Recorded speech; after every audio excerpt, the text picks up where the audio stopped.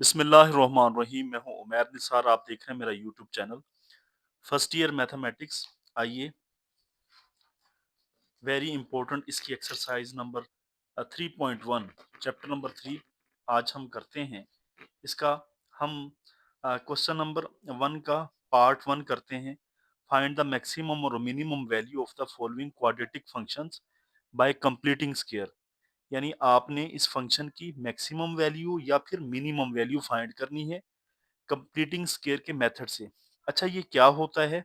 आइए इस बात को देखते हैं। अच्छा जी, ये क्वेश्चन है आपके पास। मैक्सिमम से मुराद होता है ज्यादा से ज्यादा और मिनिमम से मुराद होता है कम से कम। Value of the following quadratic function by completing square. आइए इसे हल करते हैं।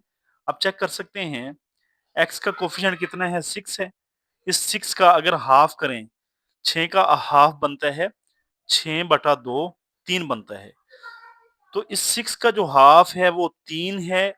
3 के स्क्वायर को यहाँ पर जमा भी कर दें और माइनस भी कर दें। जी, नेक्स्ट स्टेप आप चेक कर सकते हैं। हमने 3 के स्क्वायर को जमा भी कर दिया और माइनस भी कर दिया। जी हाँ, यहाँ तक आप बिल्कुल इजीली चेक कर सकते हैं। ये 6 का हाफ 3 होता है। 6/2 करेंगे 3, 3 के स्क्वायर को जमा भी कर दिया, 3 के स्क्वायर को माइनस भी कर दिया। अच्छा, x का स्क्वायर है, 3 का स्क्वायर है। इन स्क्वायर को छोड़ दें, x को लिख लें और इस 3 को लिख लें। ये 3 का स्क्वायर 9 बन जाएगा प्लस 13।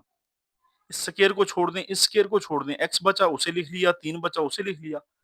उसे बंद करके यहाँ पे हमने स्क्वायर डाल दिया और क्योंकि ये जमा 6x है तो यहाँ पे जमा की अलामत लगा दी। डियर स्टूडेंट्स, इसे ओपन करें। x का स्क्वायर, 3 का स्क्वायर, 2 ज़रब 3 6, 6 ज़रब x 6x। बेसिकली ये जो फार्मूला था ये स्क्वायर का ओपन हुआ हुआ था जिसे हमने स्क्वायर की शक्ल में बंद कर दिया है। इसे दोबारा ओपन करेंगे, यही चीज बन जाएगी। -9 और जमा 13 कितना हो गया?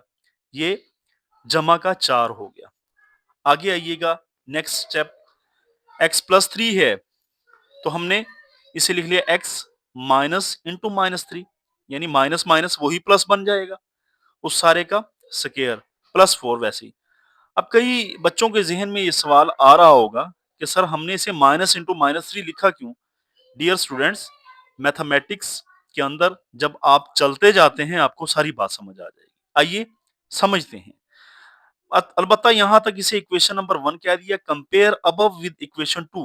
इस इक्वेशन 1 को आप इक्वेशन 2 से कंपेयर करें। ये स्टैंडर्ड इक्वेशन है, ये बात हमेशा आपने याद रखनी है। That is standard equation. जो आपको नजर आ रही है ये स्टैंडर्ड इक्वेशन है। एफ ऑफ एक्स के बराबर है एक्स, एक्स की जहां पे आ रहा है माइनस, माइनस की जहां पे है ये एच है तो एच की जहां पे कितना आ रहा है? -3 आ रहा है। ए है, ए की जगह कितना आ रहा है? 1 आ रहा है। तो ए की जगह पे हमने 1 लिख दिया। कंपेयर करेंगे जब ए की जगह 1 लिख देंगे, एच की जगह पे -3 आ रहा है ये लिख देंगे, और ये प्लस के है, के की जगह कितना आ रहा है? 4 आ रहा है, तो के की जगह पे हमने सिंपल 4 लिख दिया है। अब ए की वैल्यू को गौर करें। ए की वैल्यू 1 है, 1 0 से बड़ी होती है यानी पॉजिटिव है। अगर ए की वैल्यू पॉजिटिव होगी तो फिर आपका आंसर जो है वो मिनिमम होगा, मिनिमम। आइए इस चीज को बुक से जो इसकी जो आर्टिकल है वहां से देखते हैं। अच्छा जी, इस पॉइंट को आपने हमेशा ज़हन में रखना है कि जब मैक्सिमम और मिनिमम वैल्यू फाइंड कर रहे होते हैं क्वाड्रेटिक इक्वेशन की, देन ये बात याद रखनी है कि अगर ए जो है 0 से बड़ा है, ए अगर पॉजिटिव हो, देन मिनिमम वैल्यू होगी एफ ऑफ एक्स की at x is equal to h, और कितनी होगी? वो के होगी। इसी तरह अगर ए जो है वो लेस देन 0 है, ए 0 से छोटा है यानी ए नेगेटिव है, the function the maximum value of f of x, फिर एफ ऑफ एक्स की मैक्सिमम वैल्यू होगी। कहाँ होगी? At x is equal to h is k. ये दोनों पॉइंट आपने याद रखने। जिस बच्चे को ये 2 पॉइंट तैयार होंगे, उसे याद होंगे, जहन में होंगे, देन ये क्वेश्चन बिल्कुल इजी सॉल्व हो जाएंगे। आइए अब सवाल को करते हैं हल। सिंपल हमने लिखा कि ए जो है वो 0 से बड़ा है। अगर a पॉजिटिव है तो फिर minimum value of f of x की मिनिमम वैल्यू होगी at x is equal to h. X is equal to h, h कितना है? -3 है, तो x is equal to -3 is k क्या है? 4 है। लिहाजा ये जो 4 है ये मिनिमम वैल्यू है। कहां पर? x इज इक्वल टू -3 पर। उम्मीद करता हूं आपको ये क्वेश्चन समझ आ गया हो।